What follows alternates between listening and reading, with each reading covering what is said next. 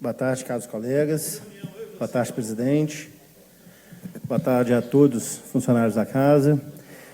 Hoje eu venho aqui com muita tristeza levantar um fato que aconteceu no final da semana passada de extrema brutalidade, que foi o assassinato de um senhor de 87 anos que teve a casa invadida durante a noite.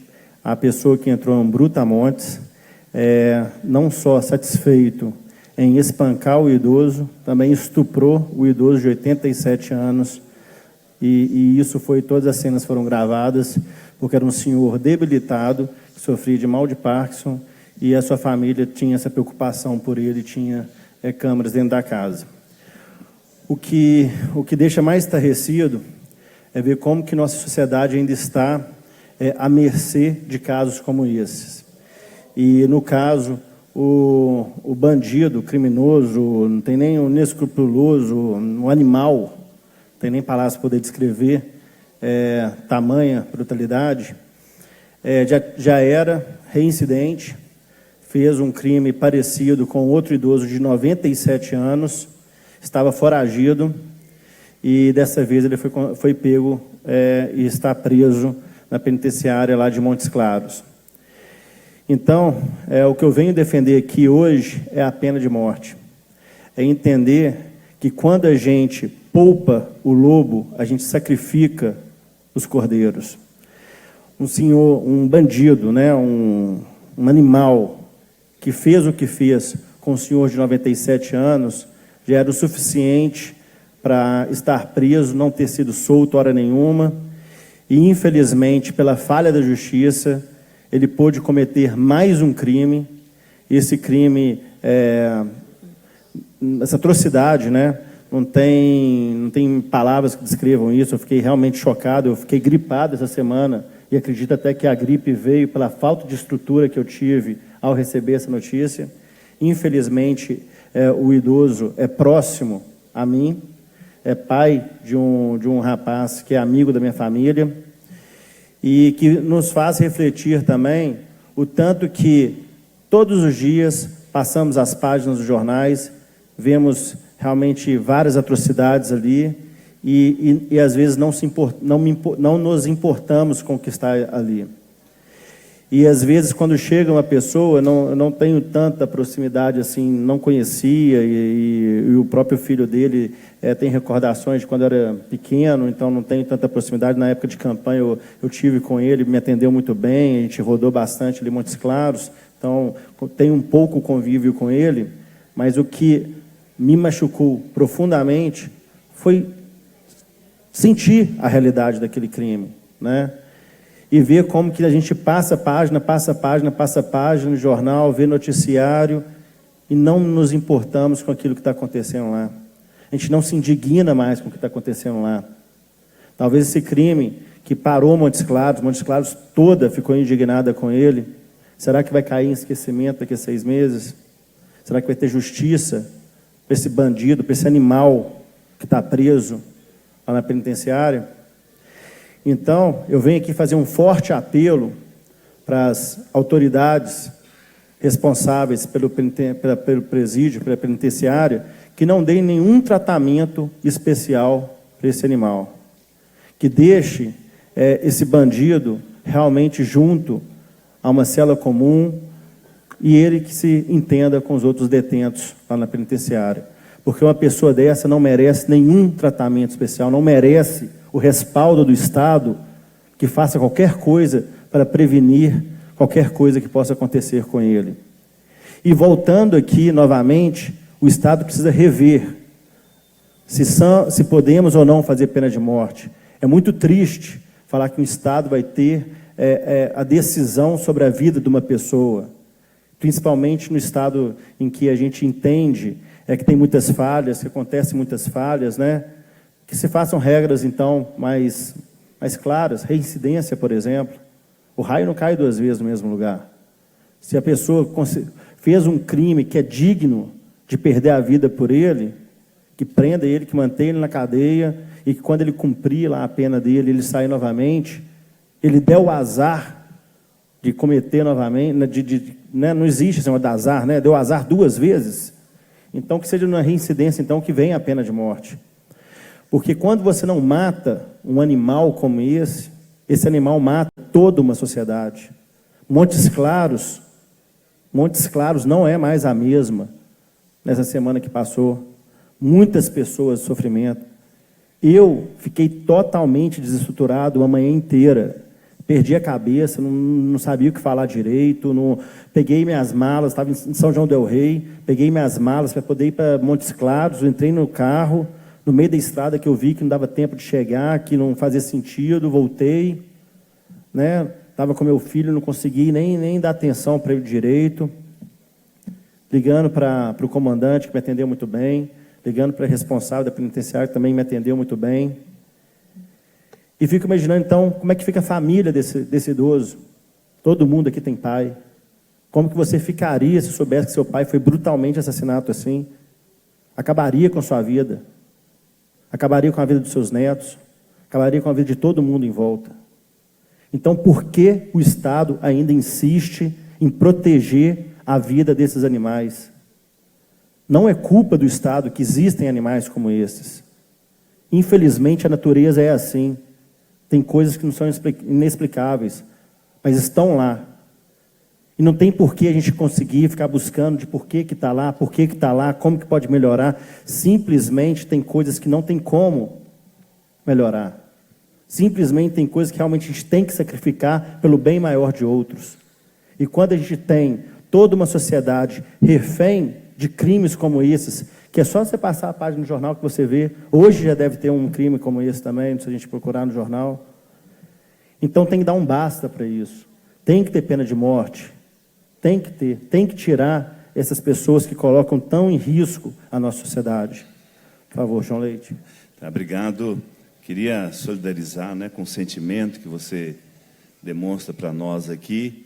E nós sempre imaginamos como você já disse, a família nesse momento. Os anos acompanhando essas situações no Estado e mesmo em nível federal, porque nós já participamos de comissões de nível nacional tratando de temas como esse, de brutalidade. Eu, de alguma forma, formei um entendimento sobre isso e queria, de alguma forma, compartilhar com você e com todos, depois de muitos anos lidando com essa questão. Primeiro, eu acho que você está totalmente correto em relação a uma questão. A família precisa do apoio. O Estado, a Constituição, a nossa Constituição prevê que nesses crimes a família tem direito a ter uma indenização, que muitas vezes não acontece porque os familiares nem buscam. A dor é tão grande. Uma coisa como essa, não é, atinge muito forte a família e, como você disse, o Estado tem uma responsabilidade.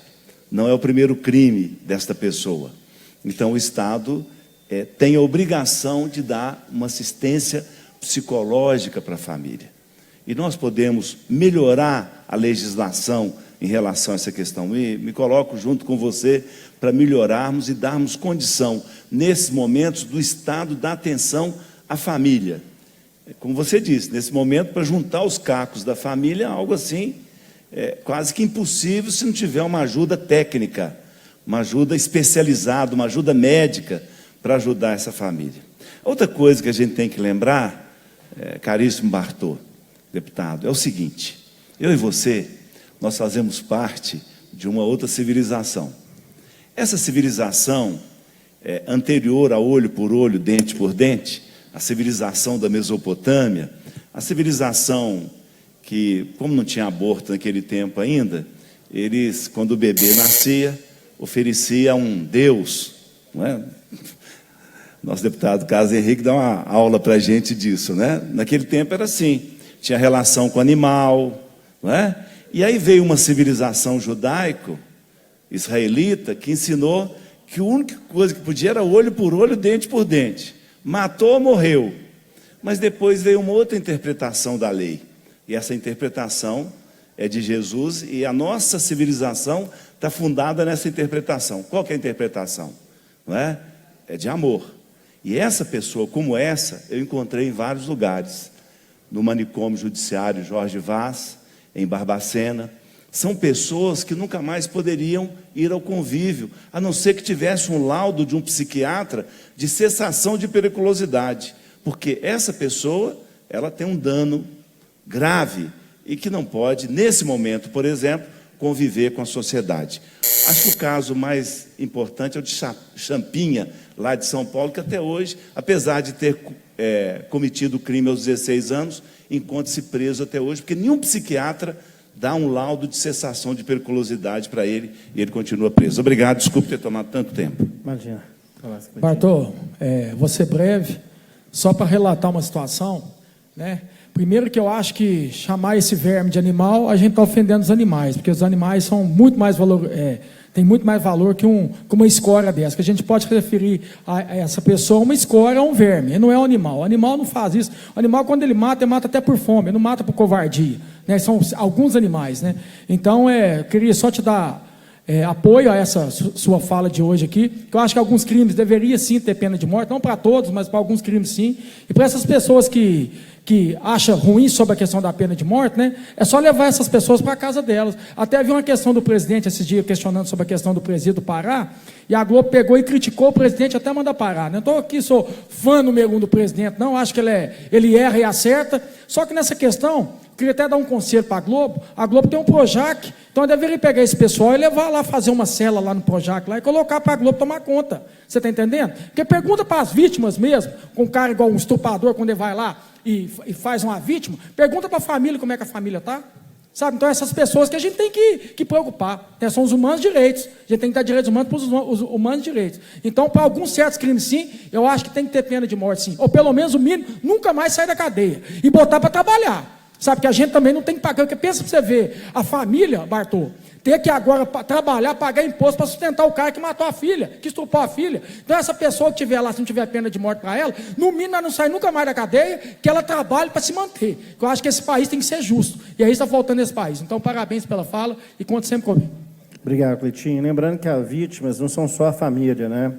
Eu acho que nossa sociedade ela é formada por várias questões que envolvem a gente, né? Tem a questão da ética, que é qual que é o exemplo que principalmente nós parlamentares damos, né, para a sociedade. Tem a parte econômica, que dá para exercer a necessidade ali de todo mundo, que todo mundo precisa de segurança, escola, infraestrutura, saúde.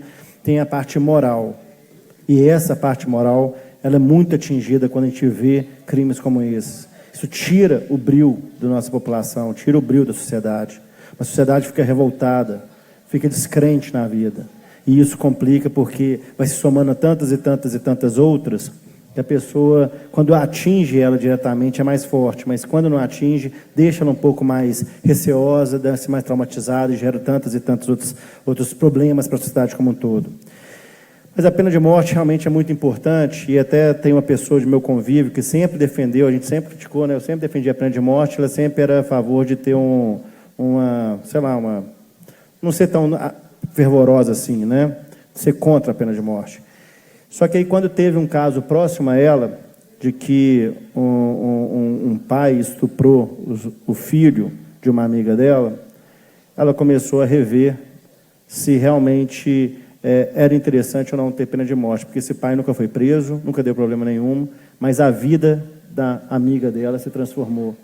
Virou uma depressão contínua, já havia 6 anos, né, quando a gente estava conversando na época, havia 6 anos que não estava acontecendo nada, e para ela acabou a vida dela.